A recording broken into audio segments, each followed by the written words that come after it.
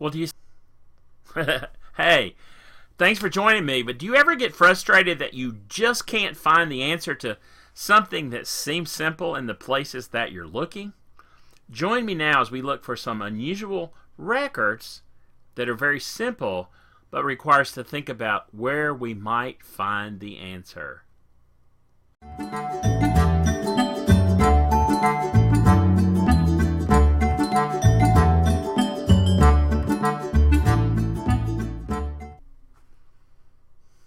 Well, good to see you. As I said, we're going to talk about something that often frustrates me. I don't know about you, but it's finding a record. And it really sometimes is some of the simple things that I'm looking for that are sometimes just complicated to find. They're not. And so this is really about finding vital records. And notice I say not in unusual places, in unnormal places. They're not really unnormal. It's just that we can't find them where we're looking for them. You know, I'm constantly thinking about, we call it Mullen Ponder, thinking about where I'm going to find a record, where I might need to look next. One of the best gifts that somebody gave me one time from my buddies at Family Search, it's nothing more than a card wallet, okay, with an ink pen. It has Post-it notes tucked in the front, and it's just filled with index cards. Now, this will fit in my pocket, or it can be fit into my briefcase, or in my computer account, wherever I am, traveling, etc. And I can actually make the notes in regard to what I'm looking for. Sometimes just the mere thought of jotting a few notes down, helps me think about where I might find that record I'm talking about, or that I've dreamed might appear. You know, it's always good to just stop and think, and it's also great to say thanks. And I got this great card, thanks 1,000, from my good buddy, A.J. Jacobs.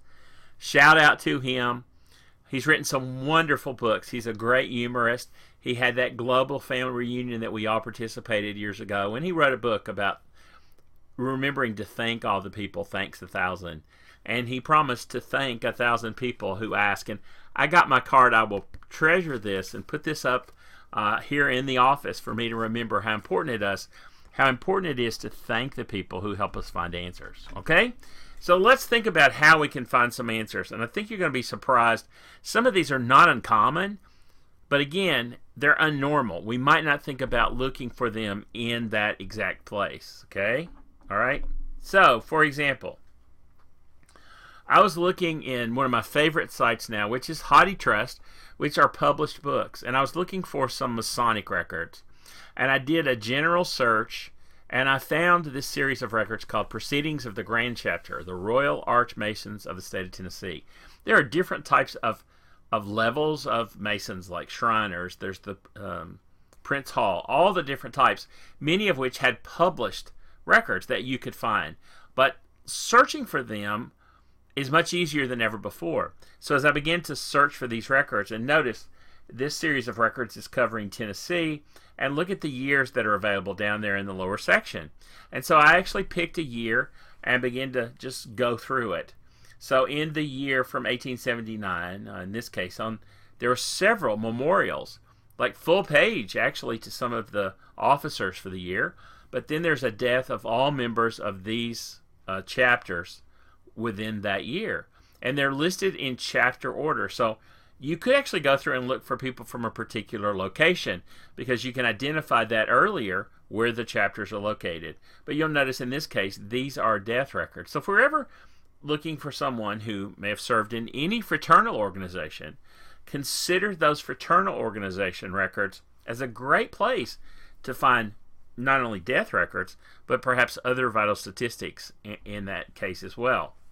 While you're looking there, whenever we do HathiTrust, I want to remind you, look over there to the right, similar items. And anytime we look up anything on any catalog, look to see if there are other items in the catalog that were to apply for us in other locations, or something else we're looking for. For example, Proceedings of Kentucky or Wisconsin. And there are lots more of these. And you can also look in the catalog for related similar. And so just look beyond that. As you look at a record, look at what the catalogers of the libraries have done for us in helping us find other associated records. Hey, that could occupy a whole lot of time just in that process. While we're looking at that for a second, I went ahead and pulled up the Kentucky ones, for example, and the years. And sometimes it's an access to a lot. Sometimes it's limited in number. But we never know unless we go look. So take the time to go examine. Ask the questions, would they have what I'm looking for? If we're looking for a death record. Now, in that same notion, I found several years ago in the Thomas Hampton Lodge, which is a local lodge to where I live here it was in Cedar Hill, Tennessee, lodge number 302. In a series of those, somebody took the time of all the members in that time period, which would have been in the Civil War and slightly after that. They went through and had the birth dates of every member. I just shared a few of those. So in that case, not only do we have death dates included in their lodge records if they died in the time period, but it actually had their birth dates. So often more complicated to find. Just think, if a person was a member of any organization, fraternal organization, or any other group for which we should look for them, consider looking in that series of records for their vital statistics. You know, often members fill out applications. That would often include that little piece of information. Sometimes, though, it's just a matter of the record is there. We need to just slow down.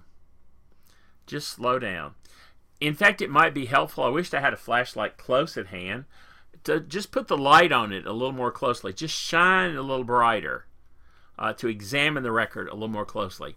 We might be looking at a series of records, and in another part of the same published record, it might actually have the vital statistics in another place. So again, we could always look at a table of contents, but take the time when we're looking at a series of records that might apply to a person for whom we're researching.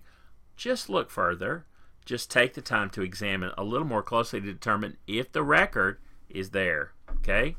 Well, one of my favorite things to do, and I wanted to share this one with you in this little series we're talking about, these are letters to Santa. These were originally published in December of 1903, and they were printed in the Nashville papers.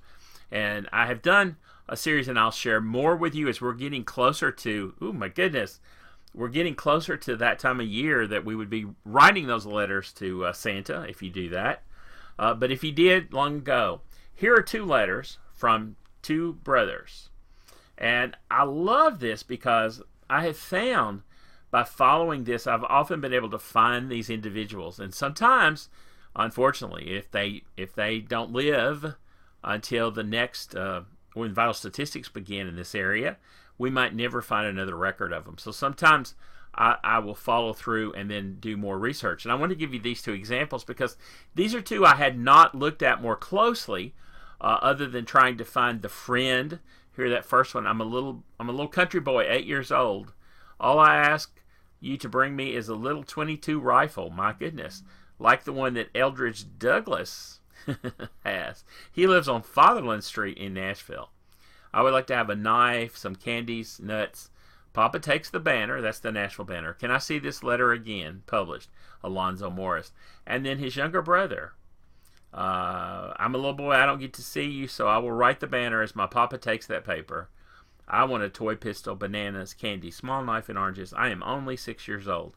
Well, Alonzo and Allison, Morris, and I wanted to look for them. And I did. And that's what researchers do, right? But this is where I first found them, is in their Santa's letters in the 1903 paper. Now I've looked for them, and I found the two brothers, Alonzo and James Allerson Morris, and their parents, James Monroe Morris and Brunetta Sweeney. Now, I can do more research with them, but in this case, I found in Tennessee what we call delayed birth certificates. They weren't created at the time of their birth, but they were created when they were adults. Actually, they were created in I believe 1940 is the date. Yeah, with somebody that had an affidavit, and somebody came with proof to show the actual dates of their birth. So those are the kind of records that help us resolve issues. Now, if we knew that birth record exists, we could go look at the birth record. But sometimes we don't have those. And again, Using those records from the Santa Claus letter would help me identify more about them and to know they existed. I mean, that is the point, right? Whatever piece of evidence that we leave, our footprint, our handwriting, our picture, we use whatever we have to learn more about the person whose image has been captured in that moment. How interesting. Shine a little light on it and learn more every day. I'm going to challenge you to go find some things, to begin to identify some information of ways to find vital records, perhaps in unnormal places. We'll do some more on this later, but I want you to begin to think about it. If you have some great ideas, I would like for you to, share them down in the information below, or on Facebook where this is posted as well, or email me. Let me know, and I'll share that with us as we go forward. I have some great places to find other types of vital records, both births, deaths, marriages, etc. And we'll talk about those as we go through the coming days and weeks and months. It's great to be a genealogist, don't you agree? I mean, it's always fun to look at records like this and to really identify them. So, join me in finding some vital records in unnormal places. Remember, we don't discover new things by looking in the same place. In other words, when we follow the same path, we're only going to find the same things we walked by before. So I'm going to challenge you. Look for some new things. Come along with me as we learn together. Because, you know what? Every day is a great day to do genealogical research. So join me. By the way, if you want to keep up with what I'm doing, subscribe. I'll be glad to. And follow along with notifications. You'll get to know almost immediately. You may know before I get them done that I've got a new thing coming along. Thanks for joining me. Have a great day. And all of us are always glad to talk genealogy. So long.